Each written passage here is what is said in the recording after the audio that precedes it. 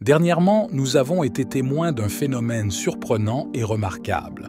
Un nombre croissant de dirigeants et de fidèles évangéliques manifestent un intérêt toujours croissant pour le catholicisme romain. Cette tendance soulève des questions profondes et fondamentales, notamment quant aux motivations de cette attraction. En effet, les différences théologiques et doctrinales entre l'Évangile tel qu'il est compris dans les communautés évangéliques et l'interprétation catholique romaine de l'Évangile sont notables et bien documentées. La question qui se pose spontanément est la suivante. Qu'est-ce qui amène ces personnes, traditionnellement enracinées dans une foi caractérisée par des principes distincts et parfois en contraste frappant avec les principes catholiques, à tourner leur regard vers Rome au point de considérer le catholicisme non seulement comme une religion valable? Chemin de foi, mais, dans certains cas, même comme la réalisation la plus authentique du christianisme? Le débat actuel trouve l'une de ces voix les plus significatives en la personne du pasteur John MacArthur, qui a ouvertement exprimé ses doutes quant à l'intérêt croissant de certains ministres protestants pour le catholicisme. MacArthur, dans l'un de ses discours, a exposé avec précision ses observations. Ce qui se passe aujourd'hui avec cette attirance pour le catholicisme de la part des dirigeants et des fidèles évangéliques naît d'un manque fondamental de doctrine solide. Il n'y a pas de clarté, il n'y a pas de discernement. Cette confusion ouvre les portes à l'erreur, car sans une base doctrinale solide, comment pouvez-vous distinguer le vrai du faux? En approfondissant sa réflexion, MacArthur a souligné la question du courage et de la fermeté dans ses convictions. Il y a un manque de courage, une réticence à prendre position et à déclarer avec force. Ceci est l'Évangile selon la Réforme, et c'est ce que le catholicisme enseigne s'écarte de cette vérité. Prendre une position aussi ferme n'est pas populaire, mais elle est nécessaire si nous voulons maintenir la pureté de notre message évangélique. En outre, il a abordé le thème de l'unité des chrétiens, un point de grande tension et débat. On parle beaucoup d'unité, de dépassement des divisions entre protestants et catholiques, mais à quel prix?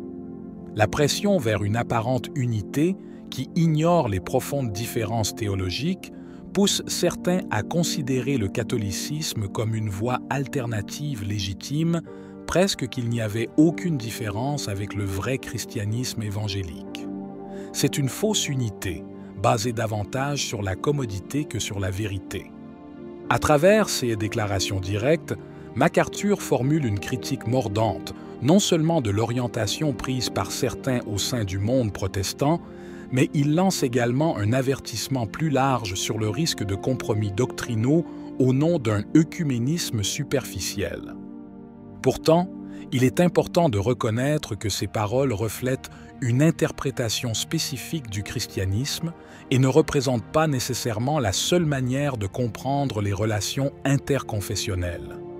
Selon MacArthur, la racine de cette tendance réside dans une série de déficiences doctrinales et spirituelles au sein des communautés protestantes. Il identifie 3 causes principales: un manque de clarté doctrinale qui empêche les ministres de reconnaître et de combattre les hérésies, un manque de courage pour défendre avec conviction la vérité de l'Évangile telle qu'interprétée par la Réforme protestante, et enfin, une conception erronée de l'unité des chrétiens qui conduirait certains à minimiser les différences doctrinales au nom d'un prétendu œcuménisme. MacArthur soutient que si les ministres protestants étaient solidement ancrés dans les principes fondamentaux de la Réforme, tels que sola scriptura, l'écriture comme seule source d'autorité religieuse, sola fide, justification par la foi seule, et sola gratia, le salut comme don gratuit de Dieu, il ne se laisserait pas tenter par les doctrines catholiques. Sa critique s'étend à la perception d'un désir excessif d'harmonie et d'unité au détriment de la vérité doctrinale, qui aurait selon lui contribué à ce mouvement vers le catholicisme. Il est toutefois important de noter que ce point de vue n'est pas universellement partagé au sein des communautés protestantes, dont beaucoup valorisent profondément le dialogue œcuménique et la recherche d'un terrain d'entente avec les catholiques, tout en conservant leurs propres convictions théologiques. Le débat soulevé par MacArthur reflète donc une tension plus large au sein du christianisme contemporain, entre le désir de fidélité à ses propres traditions interprétatives et la recherche d'une unité plus profonde entre chrétiens de confessions différentes.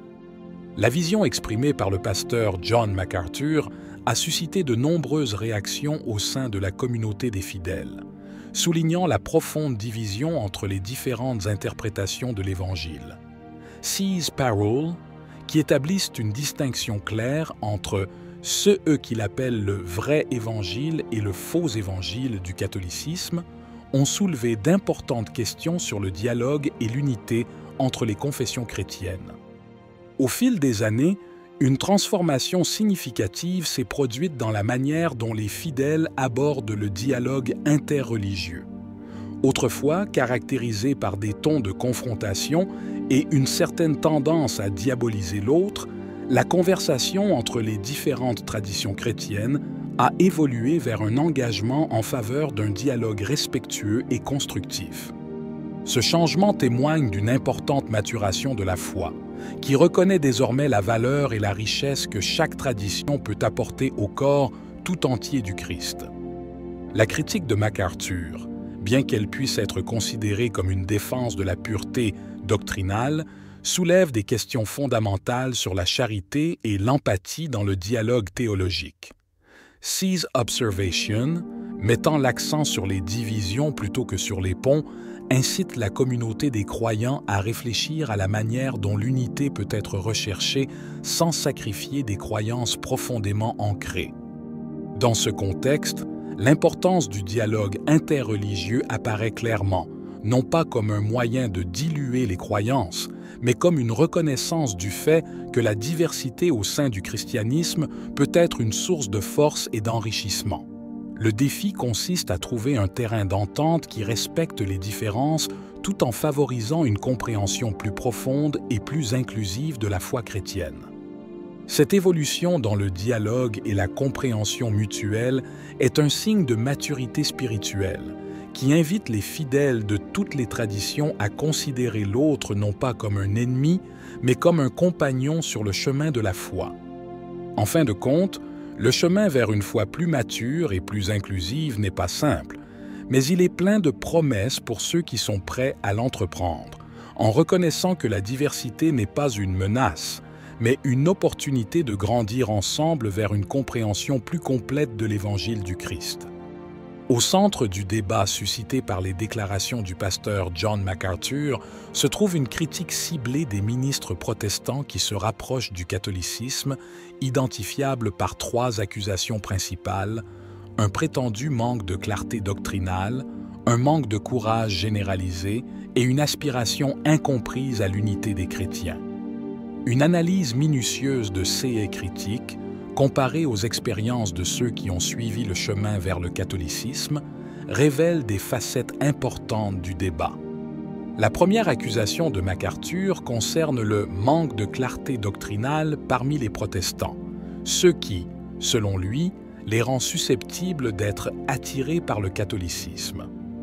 Contrairement à cette idée, on observe que de nombreuses conversions au catholicisme sont le fruit d'une étude minutieuse des Écritures et de l'histoire de l'Église.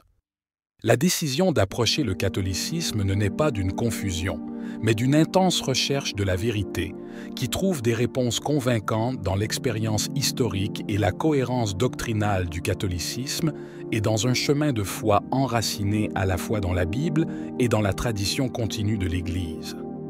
Concernant le manque de courage, critique adressée aux ministres réticents à définir le catholicisme comme hérétique, une perspective différente se dessine. Il peut être considéré comme plus courageux d'affronter l'incertitude et les tensions possibles liées à l'admission que ces croyances antérieures peuvent avoir été biaisées ou incorrectes. Les histoires de ceux qui ont embrassé le catholicisme racontent des chemins souvent difficiles, marquée par des doutes et des sacrifices personnels, mais guidée par la recherche d'une compréhension plus profonde du message évangélique. Enfin, l'idée selon laquelle la pression vers l'unité des chrétiens serait un moteur de conversion au catholicisme est remise en question. Cette interprétation simplifiée néglige la complexité du processus de conversion, qui est profondément spirituel et intellectuel. L'élan vers l'unité n'est pas vu comme un compromis doctrinal ou une commodité, mais comme un authentique désir de participer à la vie sacramentelle et à la communion de l'Église universelle, considérée comme l'expression de la volonté du Christ.